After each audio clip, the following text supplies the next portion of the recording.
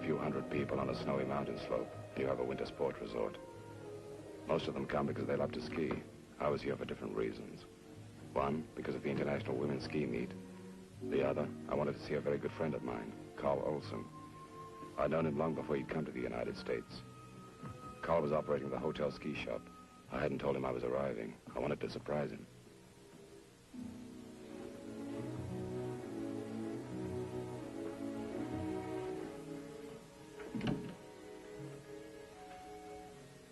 Mike.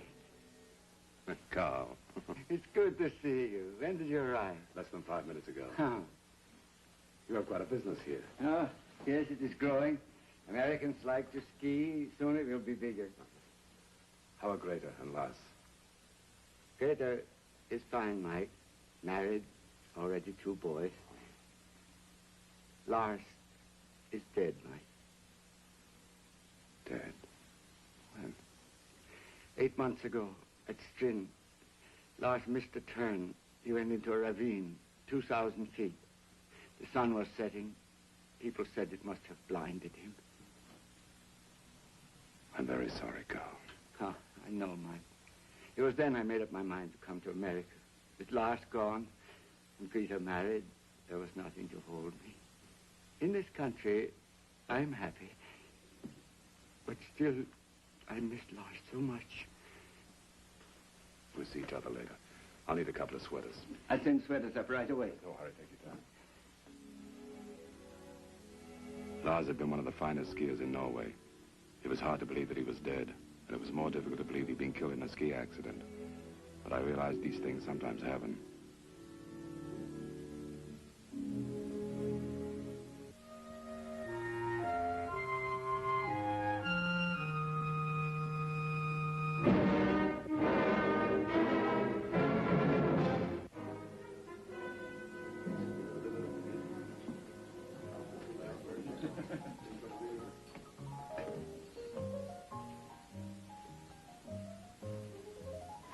Mike.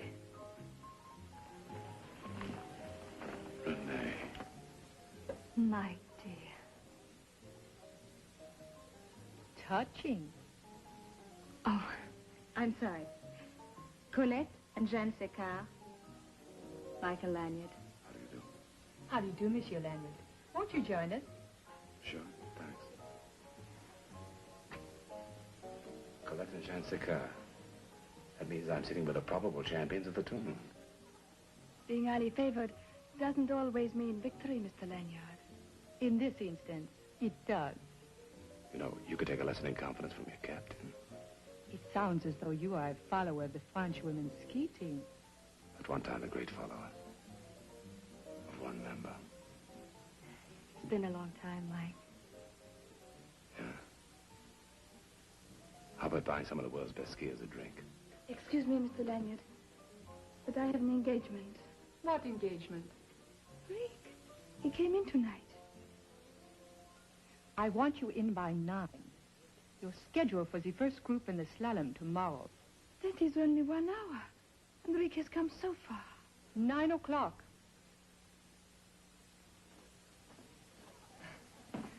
You'll have to excuse my sister. There was a boy at Lake Placid, a ski instructor. An occupational hazard at resorts. Not always a hazard, Miss Secard. Shanae is my sister. She does as she is told. Bonsoir, monsieur. And Renee, we might need you tomorrow. You'd better get to bed, too. The face of an angel. The personality of a frustrated general. Colette's no angel. I want to forget about her for tonight. I want to forget about everyone but us. Hmm? Okay. Renee spent the evening talking about her fiancé, Robert Deschamps. 3 o'clock. We didn't obey teacher. Oh, maybe it's not as funny as it sounds. You know, Colette can be most difficult. Renee, why isn't your name listed on the French team? Oh, no talent, perhaps. Well, you're one of the best skiers in Europe. Well, there's no point in discussing it, Michael. As Colette says, I'm lucky to even be an alternate.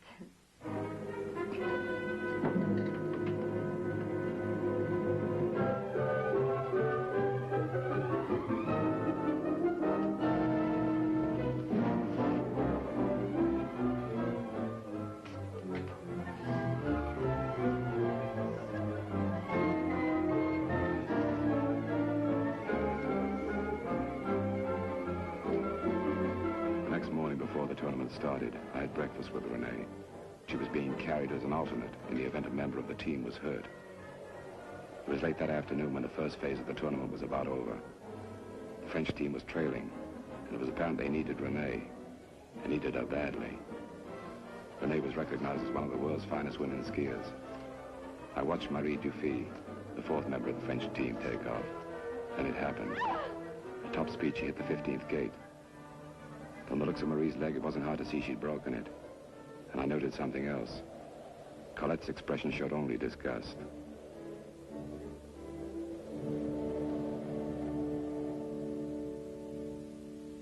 Bringing an injured skier down a mountain slope takes time. It was late when I returned to the lodge. Renee and Jean had gone to the hospital with Marie. Colette was conspicuous by her absence. All she bothered to do was list Renee's name as a starter with the tournament officials. I was tired and ready for a hot shower and bed. But someone with a scent of heavy perfume and imported cigarettes was waiting for me.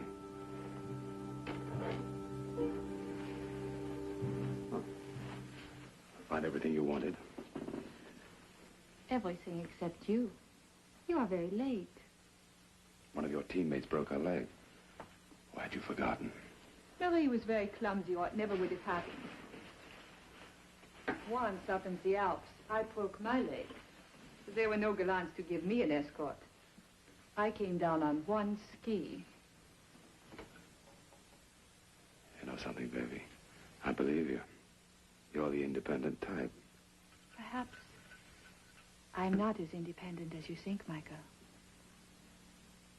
You may be the one man who can keep me alive. Why me? Your sister's boyfriend finally decided to assert himself? I am certain my life is in danger. What makes you so sure someone's trying to kill you? Today, just before I took the slide, I noticed my ski bind had been filed almost in two. Had my ski come off in midair, I most certainly would not have survived. Who could have done it? One of two people. My sister or Renee. Your sister didn't strike me as being capable of murder. As for Renee, it's absurd. A woman's ego when offended is a strange thing. I offended both of theirs. Renee, a one-time famous skier reduced to an alternate. My sister? Because I forbid her seeing a boy with whom she is infatuated. Both have sufficient knowledge to make death on skis resemble an accident. Mind if I talk to them? Of course, they will both deny it. Perhaps. I'm scheduled for the downhill tomorrow at 10 a.m. Let's have lunch at the lodge at 1. Then you can tell me what they said. All right.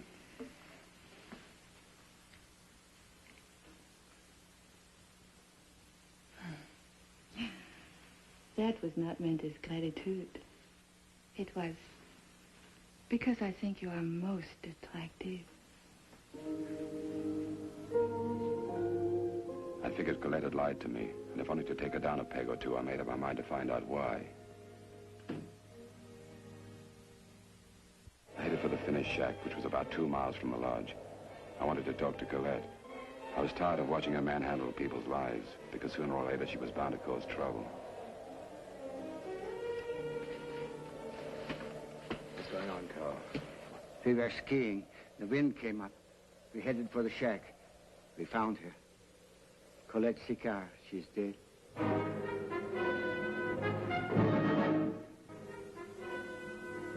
It was a nice, efficient job of murder. There was a hole in Colette's temple made by the sharp end of a ski pole. Renee had told me she'd only kicked Colette. I had to talk to her again. When Sheriff Wade asked me to help, there was only one thing I could say. I'm sorry, Sheriff. I don't know how I could help. I don't quite agree. Some of the skiers remember seeing you with Renee Dubois at the lodge. I thought maybe you had an idea where she is now. Why are you so interested in her? The desk clerk remembers her going into the ski room before dawn this morning with Miss Sicard. And it isn't any secret there's no love lost between them. That's no proof of murder. We'll get proof when we find her. Jim, I think Mike is right. I've seen Miss Dubois around the lodge. She doesn't seem the type to do a thing like this. It's funny, but a murderer just never seems the type. Stay close, Carl. I may need you. Yeah. Carl, who was with you when you found the body? No one. I left the others on the slope. I cut across the east end. I arrived first. What then? Then I entered the shack. At first, I thought she was asleep. Then I saw the blood. When the first skier arrived, I sent him for the sheriff.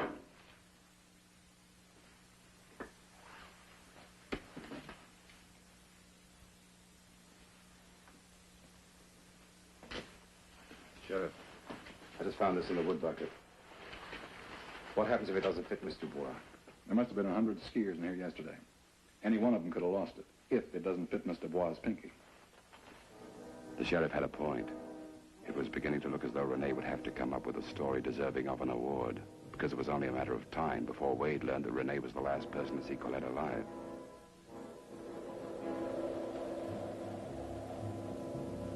Getting Renee out of the lodge was no trick. When a skier wraps up in a few sweaters, a mackinaw, plus stocking cap and snow goggles, it's tough to identify them as human, much less male or female. There was a cabin not far from the hotel that belonged to a friend of mine. It was vacant, so I decided to keep Renee there until this whole thing was straightened out. Until I found out whether she had told me the truth. I hoped she had. But Colette could have been right when she said, a woman whose ego is offended could become dangerous. I didn't want to guess. I had to know. What about Colette? Two goals always dominated Colette's life. To have no equal as a skier, and to make sure that every man she met fell in love with her. I was determined not to lose the second man who could make me happy. So, there were scenes, many scenes. And the engagement? Colette lost. Robert and I are still engaged. We were planning to be married as soon as I returned to France.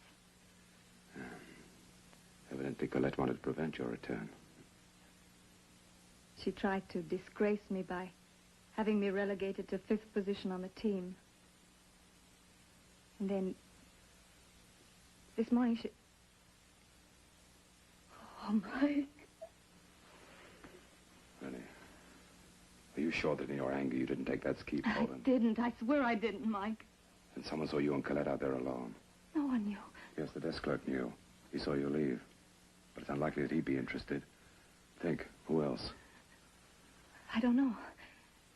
I don't know. You've got to think. If you didn't murder Colette, someone knew where you were. Think, who else saw you leave? I don't know. When you left, did you turn the light out or leave it on? I don't know. I don't know. Think.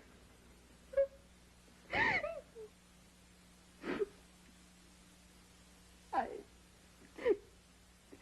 turned it off. Did you go by the stairway or the elevator? I went down the stairway. I don't know how Colette came down. Wasn't she with you? No, she came down later. Where was Colette? As we were passing Jeanne's room, Colette saw there was a light on, so she went in to have a talk with her. Oh, so that's it. But Mike, Jeanne was Colette's sister. I don't think they worked at it very hard.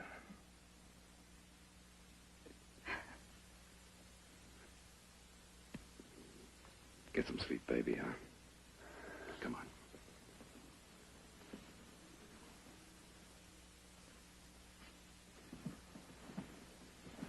I want to get back to the lodge first thing in the morning.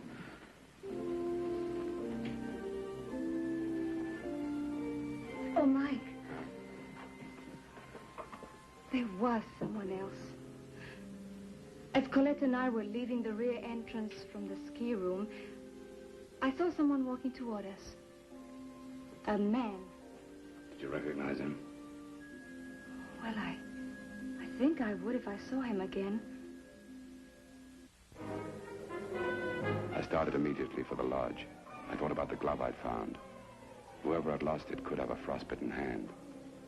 I wanted to see Jeanne.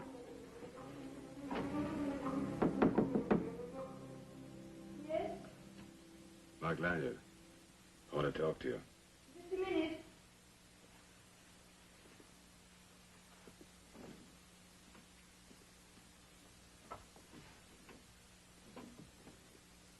what you want to talk to me about? Your sister. There's already been a lot of talk. Seems people don't think I'm showing the proper amount of sorrow for my sister. But that isn't why you came. Not exactly. I'm more interested in why you killed her.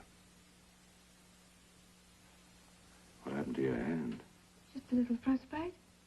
What are you getting at? You knew where Colette and Renee were going yesterday morning. I have a hunch that mitten found in the shack will fit your hand nicely. You've seen Renee? I've seen her. What about your sister?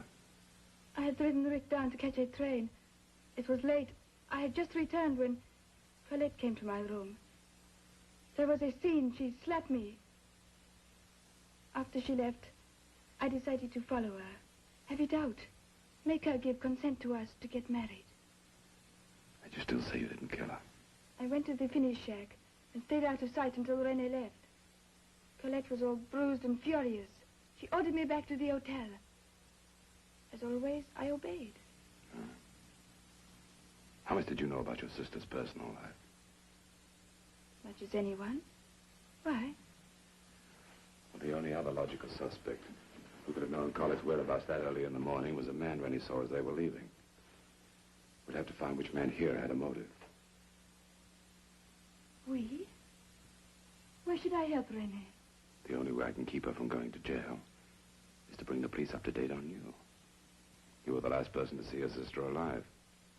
Unless we find that man. Give me a few minutes to finish dressing. Then I will go to the police with you. All I know is I did not kill her, nor did Renee.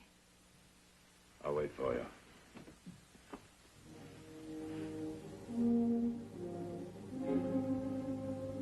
When Jan said she was willing to go to the police with me, she could have been on the level, unless she was playing it very smart. First, I wanted Wade to hear Jan's story, and I wanted to find the man that Renee had seen as she left the lodge. I figured he might be the key. And then, just to disprove that point, everything went black.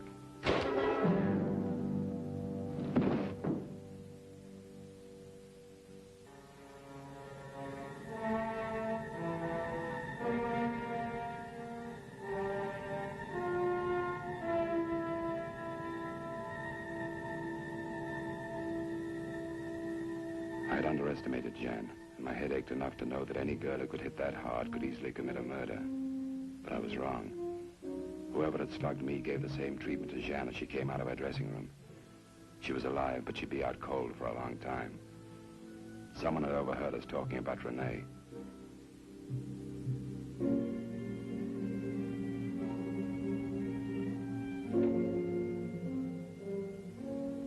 I called the desk clerk and told him to send a doctor down to the locker waiting room. I didn't have to be a genius to figure my ski tracks in the fresh snow would act as a road map to the cabin.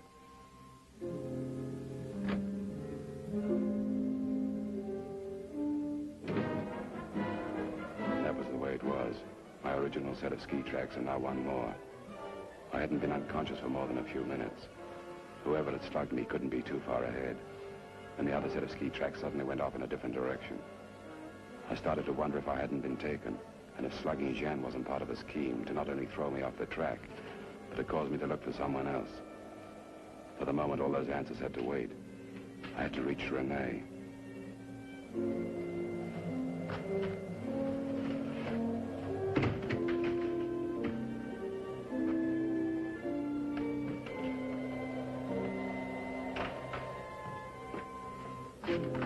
Renee. Renee. Mike, is that you? Yeah. Has anyone been here since I left this morning? No. Have you found out anything new? Yeah, I saw Jan today. I told her I thought she'd killed Colette. She denied it and offered to go with me to the sheriff, get you cleared. Then I'm free. Not exactly. She's lying. I think she did kill her sister. I think someone helped her. Whoever hit me left her there to throw me off the track. Can't be true. She's right, Mike. Jean had nothing to do with it. Cool. I'm sorry about before, Mike. I'm sorry for what I'm about to do now. But one thing leads to another. That's not a very good excuse for more murders. I don't want to harm you or the girl, but I... Oh, no, you don't want to harm us. You just want to kill us, is that it? Okay, Carl, go ahead. Pull the trigger. Go on, pull it!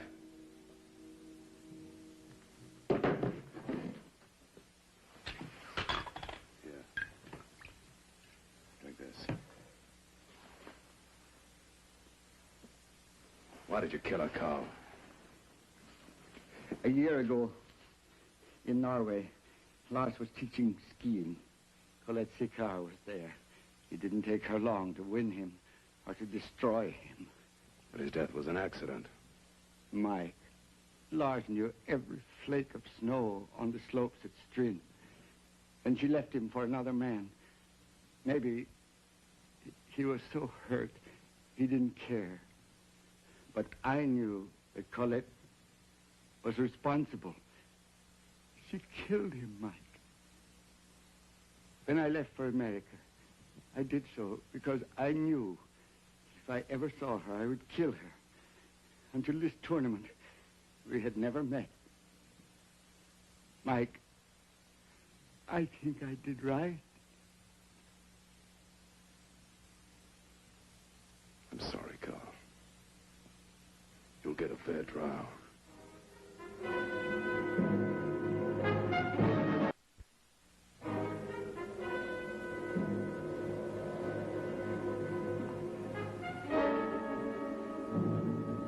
Call you later. Hello, Wade. Hello, Mike. We booked Carl. Yeah, I know. It's only a supposition, but we believe at the time he committed the crime, he was insane. I don't think he'll ever be well again. When is the sanity hearing? Next Wednesday. I'll be in New York. I'll call you. If he needs anything, let me know. Okay. Thanks. Bye. Mike, I just heard you were leaving. Aren't you going to stay to watch the downhill meet today? Can't. Gotta get a plane for New York. New York, Mexico, Cairo. No routes. You decided that a year ago. I know. But I'll miss you. You're going back to France. You'll have a husband to think of, remember?